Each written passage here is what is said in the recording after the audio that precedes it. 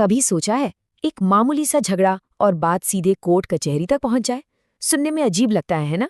पर क्या हो अगर हम कहें कि सिर्फ एक थप्पड़, जी हाँ, सिर्फ एक थप्पड़ भी किसी को सलाखों के पीछे पहुंचा सकता है। आज हम इसी चौंकाने वाली कानूनी सच्चाई को समझने वाले हैं। चलिए एक सिचुएशन इमेजिन करते हैं। किसी से कोई बहस हुई, गर्मा गर्मी में, गुस्से में एक थप्पड़ चल गया।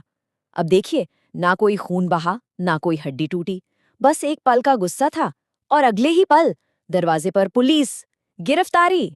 यकीन करना मुश्किल है ना? तो सवाल ये है कि भाई भारतीय कानून में ये मुमकिन कैसे है? सिर्फ एक थप्पड़ के लिए गिरफ्तारी? चलिए इस पूरी कानूनी पहेली को परत दर परत सुलझाते हैं।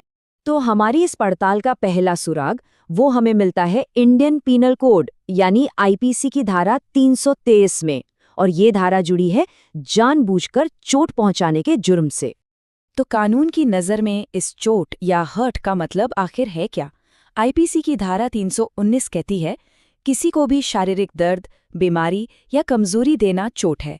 यहाँ एक बात पर गौर कीजिए, इसमें कहीं भी खून या गहरी चोट जैसे शब्दों का इस्तेमाल नहीं है। परिभाषा बहुत सीधी और साफ है। यहाँ कुछ बातें समझनी बहुत ज़रूरी हैं। पहली, कानून का फोकस शारीरिक दर्द पर है। दूसरी, ये दर्द पहुंचाने का इरादा होना चाहिए। और सबसे अहम बात कि कोई बाहरी चोट या जख्म का दिखना बिल्कुल भी ज़रूरी नहीं है। अगर दर्द सिर्फ कुछ पलों के लिए भी हुआ हो तो भी वो कानून की नज़र में चोट ही माना जाएगा। और बस यहीं पर वो एक थप्पड़ वाला मामला सीधे सीधे इस कानून के दायरे में आ जाता है, क्योंकि थप्पड़ मारने का मकसद ही दर्द पहुंचाना होता है, भले ही गाल पर उसका कोई निशान पड़े या ना पड़े। अब आते हैं अपने दूसरे सुराग पर। यह है हमला या आपराधिक बल का कानून, जो आईपीसी की धारा 352 के तहत आता है। ये कानून इस बात पर ध्यान नहीं देता कि नतीजा क्या हुआ, बल्कि इस पर कि काम क्या किया गया। अब धारा 352 को समझने से पहले आपराधिक बल को समझना होगा।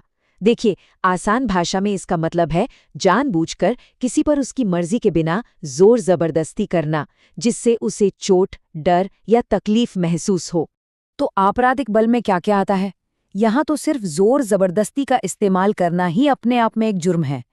ये बिल्कुल जरूरी नहीं कि सामने वाले को कोई चोट लगे या दर्द हो, बस आपका इरादा होना चाहिए और ये काम उसकी सहमति के बिना होना चाहिए। तो अब हमारे पास दो कानूनी पहलू आ गए हैं, एक है चोट और दूसरा है हमला। अब ये सुनने में तो एक जैसे लगते हैं, पर इनमें एक बहुत बहुत बड़ा फर्क है। आइए इसे समझते हैं। तो फिर एक थप्पड़ के मामले में इन दोनों धाराओं में असल फर्क क्या है? मामला किस धारा के तहत दर्ज होगा, ये जानना बहुत जरूरी है। चलिए इस फर्क को बिल्कुल साफ साफ देखते हैं। जो सेक्शन 323 है यानी चोट, उसका पूरा फोकस है नतीजे पर, मतलब क्या शरीर में दर्द हुआ।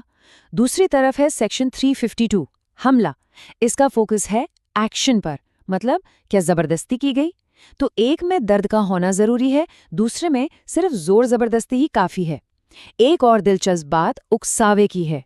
अगर किसी ने उकसाया तो ये चोट के मामले में कोई बड़ा बचाव नहीं है, लेकिन हाँ, हमले के मामले में ये सजा को कम जरूर कर सकता है। तो ठीक है, हमने कानून तो समझ लिया, पर असल दुनिया में इसके अंजाम क्या होते हैं? अगर कोई दोषी पाया जाता है तो सजा क्या हो सकती है? चलिए अब असली नतीजों पर एक नजर डालते हैं। अगर कोर्ट में ये साबित हो गया कि जानबूझकर चोट पहुंचाई गई है, यानी सेक्शन 323 के तहत कोई दोषी है, तो सजा है 1 साल तक की जेल। जी हाँ, 1 साल, सिर्फ एक थप्पड़ के लिए। और अगर हमले या आपराधिक बल का इस्तेमाल करने का आरोप यानी सेक्शन 352 साबित होता है, तो इसके लिए 3 महीने तक की जेल हो सकती है। अब ये सजा कम लग सकती है, पर ये तो सिर्फ शुरुआत है।